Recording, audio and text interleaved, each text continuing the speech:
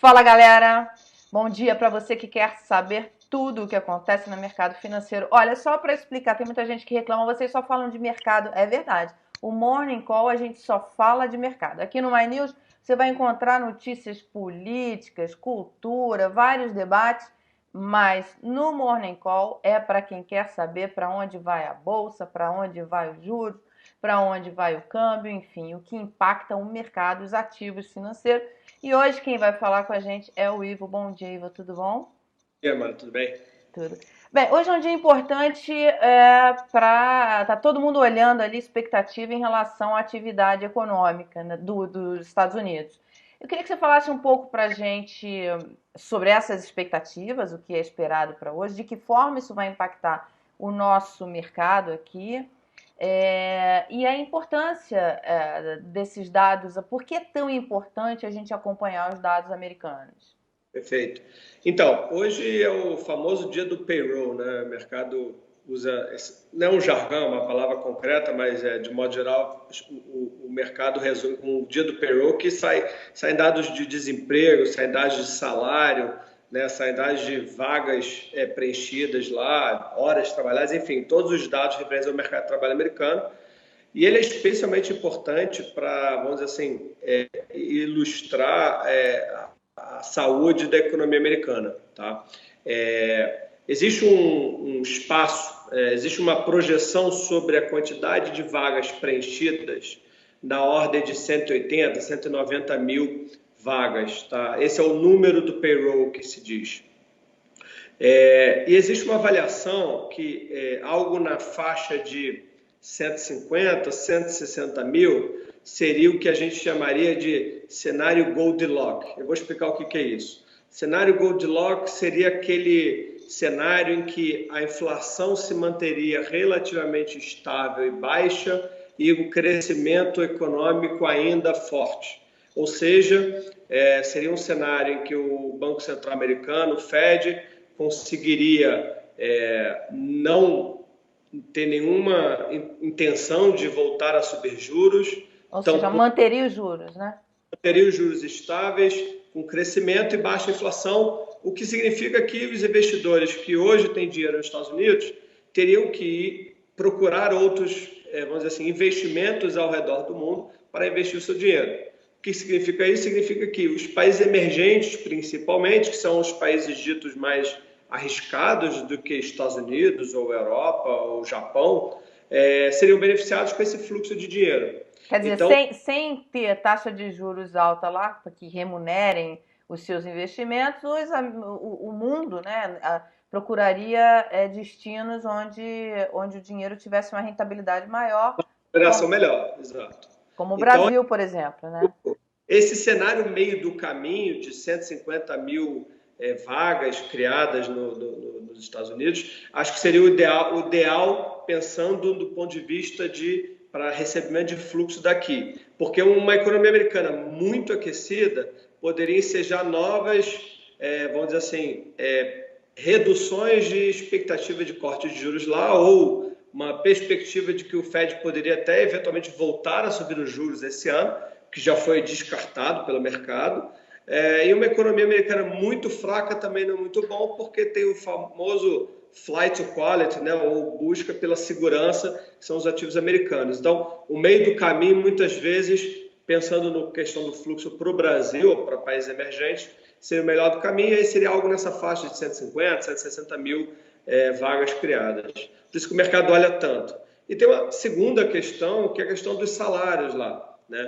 Na quarta-feira teve reunião do Banco Central Americano e na entrevista coletiva que o presidente do Banco Central Americano dá à imprensa, ele classificou a desaceleração da inflação recente como algo temporário, o que significa que na cabeça do presidente do Banco Central Americano a inflação segue no ritmo, vamos dizer assim, na direção da meta deles. Né? Então, por exemplo, se tiver dados de salário muito fortes, também podem levar os investidores a imaginar que o presidente do Banco Central americano fique, vamos dizer assim, menos otimista com a trajetória de inflação futura e possa ficar menos propenso a cortar os juros lá nos Estados Unidos.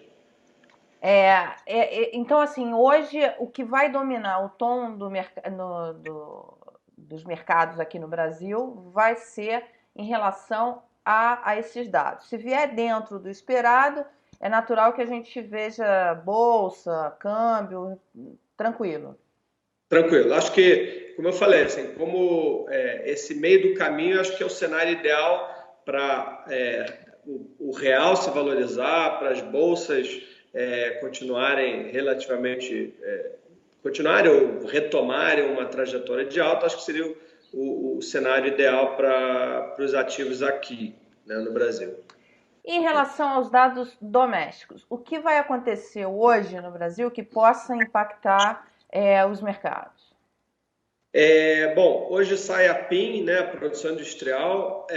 Eu acho que esse dado também tem uma relevância e é especialmente relevante nesse momento que o mercado todo está discutindo ou rediscutindo, na verdade, uma desaceleração doméstica, né?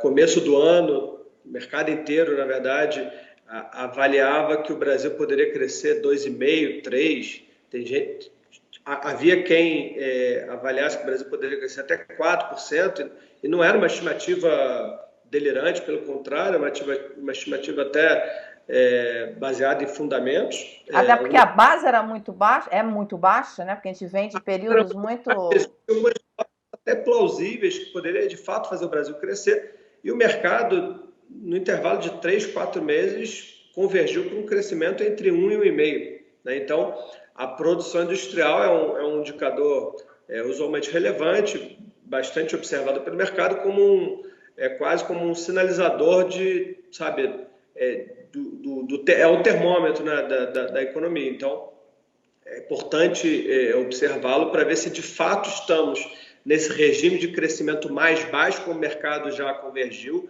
na faixa de 1,5%, a gente da Concha esperando tem 1% de crescimento, ou não, se é algo até mais baixo que isso, né? Ou não, o mercado ficou pessimista demais, rápido demais, e a gente pode ter um crescimento um pouquinho maior. Aí eu, Qual é o infelizmente. dado esperado para a produção industrial? Então, a nossa projeção aqui tá na faixa de uma desaceleração, uma queda da produção industrial ali na faixa de 0,5, 0,6, tá, para o mês.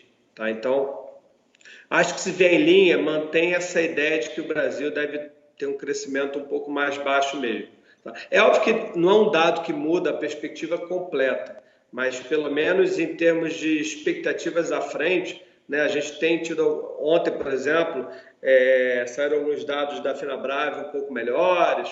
Então, assim, uma produção industrial pode ser um segundo dado interessante do ponto de vista da atividade industrial. Então, acho que são dados que não é que vão mudar drasticamente, porque um dado em si não vai mudar drasticamente nenhuma projeção sobre o crescimento, mas acho que você vai botando os tijolos, sabe? Os tijolos vão ser colocados e em algum momento você pode ter uma perspectiva um pouco melhor. Agora, o catalisador mesmo de reversão de expectativas, enfim, de deixar o mercado voltar ao otimismo, sem dúvida nenhuma, é o andamento na comissão especial da Câmara os trabalhos começam a semana que vem, né?